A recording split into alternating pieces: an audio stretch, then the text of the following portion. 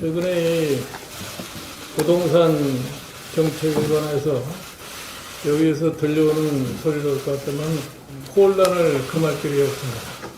그 제가 부동산 정책에 그걸 누가 주도하느냐가 분명치가 않습니다. 건설교통부 장관은 건설교통부 장관대로 자기 나름대로의 소위 주택공급 정책에 대해서 얘기를 하고, 또 이 부총리는 부총리대로 국토건설부 장관이 얘기하면 거기에 세대상에 수발을 하는 얘기만 하고, 최근에 또 어쩌면은 그린벨트 문제를 놓고서 이거를 해제해서 집을 지어야 되느냐 그렇지 않느냐 해가지고도 총리도 다른 얘기를 하고, 심지어 이제 도지사 법무장관까지 주택정책과 관련한 발언을 쏟아내고 있습니다.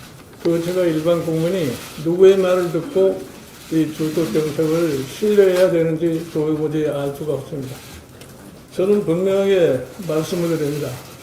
대통령 책임자에서 경제정책의 최종적인 책임자는 대통령입니다. 지금 현재 진행되고 있는 주택정책에 관한 혼란을 수습하기 위해서 대통령께서 결단을 내려주시기 바랍니다. 과연 어떠한 방향의 주택정책이 앞으로 주택을 갖고자 하는 사람들에게 새로운 희망을 줄 수 있느냐는 대통령 스스로가 결정하셔야 할 사항이라고 합니다.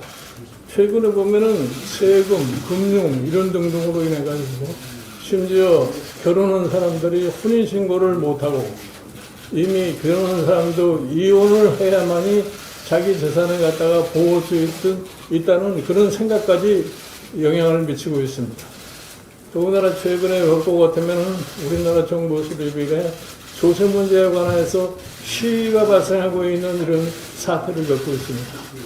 아마 정부가 이 조세정으로 나타나는 국민의 분노가 결과적으로 어떠한 영향을 미친다는 것을 깊이 참조해 주시길 갖다 바랍니다. 그 다음에 최근에 벌어지고 있는 이 소위 박원순 시장 성추행 문제와 관련해서도 아직까지도 명확한 소위 수사 방침이 결정되지 않은 것 같습니다. 제가 보기에는 이 서울시가 자체 조사로서 이 문제를 어떻게 해결할 수 있다고 이렇게 생각하는 모양인데, 서울시 자체에 대해서는 아무도 믿음을 갖다 가지는 사람들이 없습니다. 저는 이것은 공권력이 당연히 개입을 해가지고서 철두철미하게 이 상황을 갖다가 조사해야 된다고 생각합니다.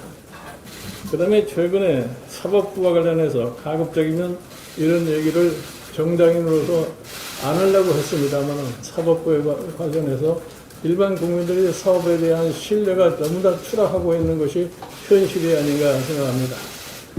최근에 저는 이 사법부의 수장이 법원의 판사들에게 재판을 국민의 눈높이에 맞춰서 재판을 하라 하는 이런 얘기를 했는데, 우리나라 헌법에 볼 것 같으면은 판사는 법률과 양심에 의해서 재판하라고 얘기를 했습니다. 저는 세계 어느 나라의 사법부 수장이 국민의 눈높이에 맞게 재판을 하라는 얘기를 하는 얘기를 들어본 적이 없습니다. 이 점에 대해서도 사법부는 좀 각성을 했으면 하는 생각을 갖다 합니다.